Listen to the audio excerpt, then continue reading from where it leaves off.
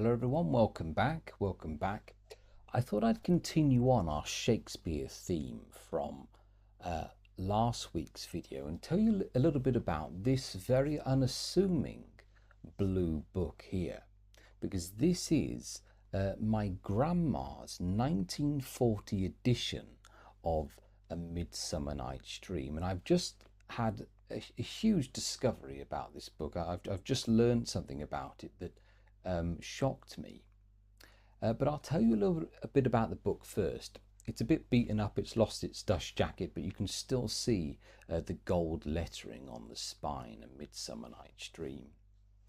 And it also has, there's an unwritten rule that when you publish a play that it shouldn't have any illustrations. But I quite like when there's one or two, because it allows you to be able to engage with the text as literature and not just a published play. So I'm very happy to say that there's a wonderful two-page illustration there.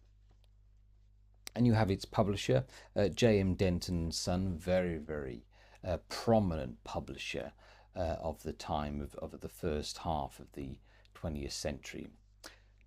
And you have a beautiful picture here of Titania with the fairies, and even one of her lines, one of her most famous lines, set your heart at rest, the fairyland buys not a child from me.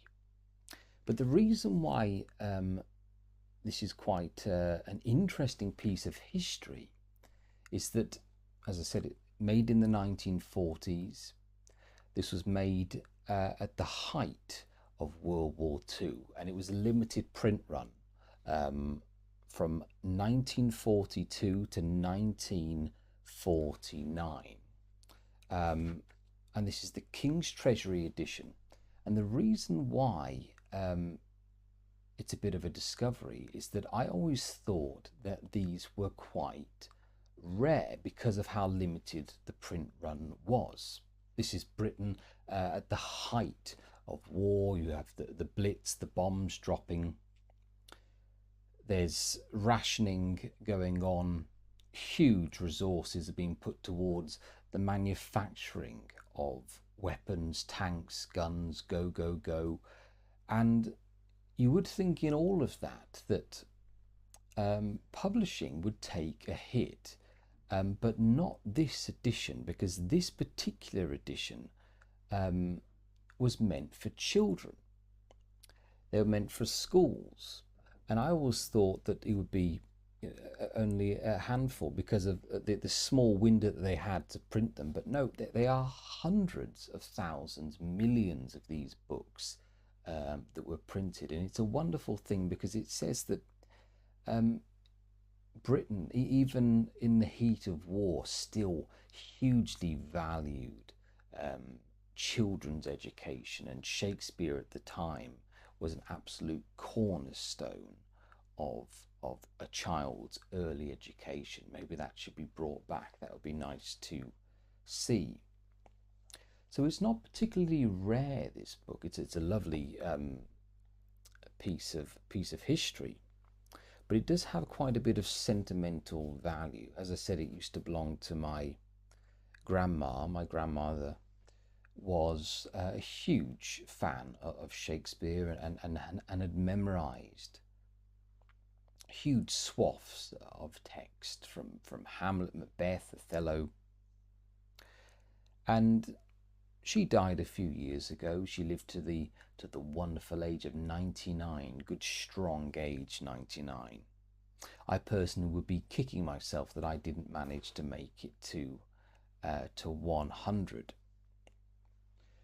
But in the last few weeks of her life, she'd fought a very long battle with Alzheimer's, and by this point her whole universe had dissolved around her. She didn't speak, she didn't know who anyone was, she didn't know where she was.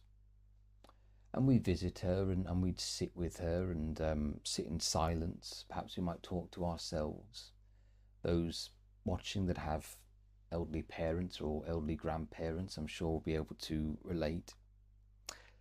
And she was sitting up in bed and she was being fed, and out of nowhere, remember this is a woman that wasn't speaking, she suddenly came out with a speech from this book, one of the little monologues, Puck's speech, Puck's famous speech. And many know the speech because when you hear it, you know the play has come to an end. And it is undoubtedly the most famous speech in A Midsummer Night's Dream, and it really did take us aback when she said it really quietly under her breath, and she just rattled it off. And I thought it might be nice.